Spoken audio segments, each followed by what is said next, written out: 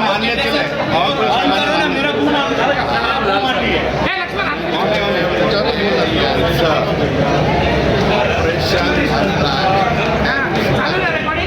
त्यांना दवाखान्यात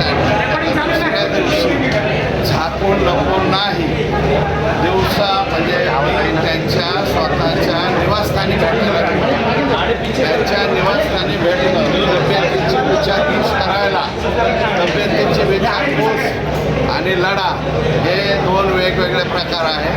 लढ्यामध्ये आम्ही त्यांच्या विरोधातच राहणार, फक्त तब्येतीची विचारपूस करायला गेलो तर त्याच्यात गजब करण्यासारखं काय आहे.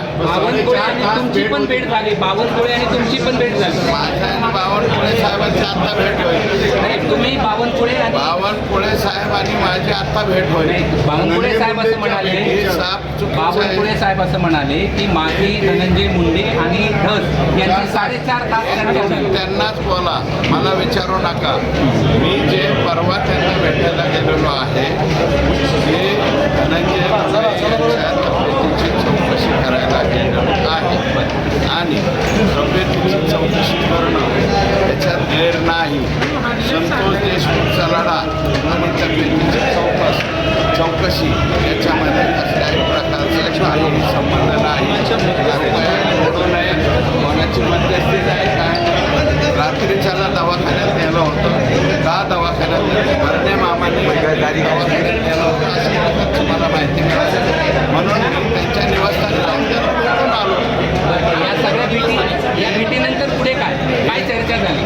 काही चर्चा झाली नाही, फक्त तब्येतीची विचारपूस केली, माझा मी निघून आलो. 4.5 तास फक्त तब्येत. 4.5 तास कोण म्हणलं? बावनकुळे साहेब म्हणले तर बावनकुळे साहेबांना विचार, मला विचारू नका. त्यांच्या निवासस्थानी भेटलो, दवाखान्यात आदल्या रात्री भेटलो, परवाची गोष्ट आहे मला वाटतं. मी भेटल्याच्या नंतर पुन्हा एकदा बाहेर आल्यावर मी काय केलं आहे तुम्हाला तुम्हीच पाहून घ्या. पुढच्या 1-2 दिवसात आणखी नवीन काही मी सांगणार आहे, त्यावेळेस तुम्हाला कळेल. तुम्ही जे म्हणताय धनंजय मुंडेचा राजीनामा घेणार नाही, धनंजय मुंडेचा राजीनामा मागितला नाही. हे बघा, मी अजून मागितलेलं नाही, मी हे पहिल्यापासून म्हणतो. त्यांचा राजीनामा कोण मागताय?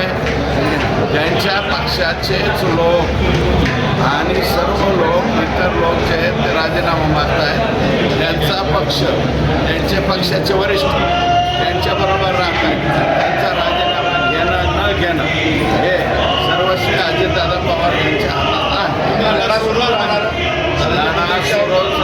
आहे. लढा हे लोक फाशीवर जाईपर्यंत राहणार आहे.